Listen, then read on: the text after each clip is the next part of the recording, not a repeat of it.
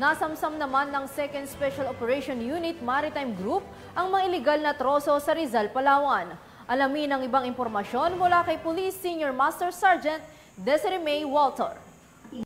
Nasa 1,200 board feet ng mga nilagaring kahoy ng Panasan Lumber na walang kaukulang dokumento ang kinumpiska ng mga otoridad ng 2nd Special Operation Unit Maritime Group sa Barangay Kanipaan, Rizal, Palawan nito lamang Hunyo taong kasalukuyan.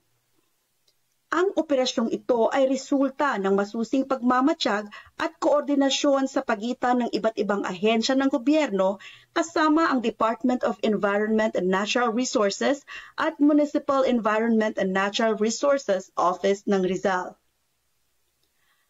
Ang mabilis na aksyon ng mga tauhan ng 2nd Special Operation Unit Maritime Group ay nagpapatunay ng kanilang dedikasyon sa pinaigting na kampanya kontra illegal logging sa naturang munisipyo at naglalayong mapigilan ang patuloy na pagkalbo ng kagubatan at maprotektahan ang likas na yaman ng Palawan.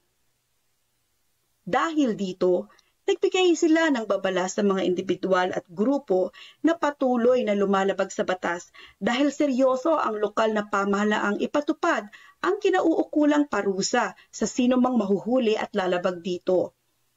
Samantala, nasa pangangalaga na ngayon ng Department of Environment and Natural Resources Rizal ang mga nakumpiskang kahoy. Patuloy ang investigasyon upang matukoy ang mga responsable sa ilegal na aktibidad na ito.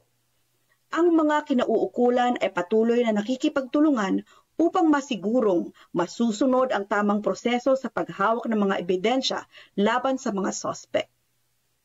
Patuloy ang panawagan ng mga otoridad sa komunidad na makipagtulungan at maging mapagbantay sa mga aktibidad na nakakasira sa kapaligiran.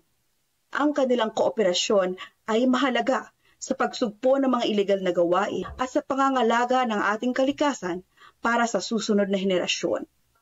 Mula dito sa Home of the Police Eco Warriors, Calapan City, Oriental, Mindoro, ako ang inyong PNN correspondent, Police Senior Master Sergeant Desiree May Walter, alagad ng batas, tagataguyod ng balitang pulis.